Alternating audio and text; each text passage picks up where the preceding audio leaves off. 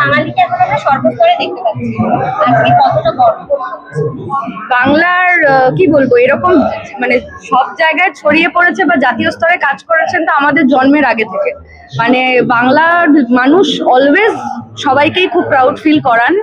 আমরা তাদের পথ অনুসরণ করেই এই ফিল্ডে কাজ করছি এবং আমরা চাইবো আমাদেরও জায়গা যাতে সেরকম ভাবেই একদিন স্ট্রং হয়। আর গর্ব, সত্যি মানে গর্ব করার কি বলবো, আর এটা নিয়ে আর বলার কিছু নেই। আমরা সবসময় ভীষণই গর্বিত বাঙালিকে নিয়ে, আর চাইবো যাতে যে কাজটা করছি সেটা আরো মন দিয়ে করতে, যাতে আমরাও একদিন কারোর গর্ব হয়ে উঠতে পারি। একই রকম কথা বলবো অ্যাকচুয়ালি, যে বাঙালি তো মানে বাংলার নাম জাতীয় স্তরে নিয়ে গেছে অনেক আগে থেকেই, কিন্তু তারা সম্মানও পেয়েছেন অন্য জায়গায় দেশের বিভিন্ন স্থানে, কিন্তু বাংলা থেকেই তাদেরকে সম্মান কখনো দেওয়া হয়নি। তো সেই জায়গায় দাঁড়িয়ে এটা একটা অসাধারণ ইনিশিয়েটিভ, যেখানে বাঙালিদের জাতীয় স্তরে যারা কাজ করেছেন বা নিজেদেরকে পৌঁছে দিয়েছেন তাদের সম্মান দেওয়া হচ্ছে, তো ভীষণই ভালো লাগছে।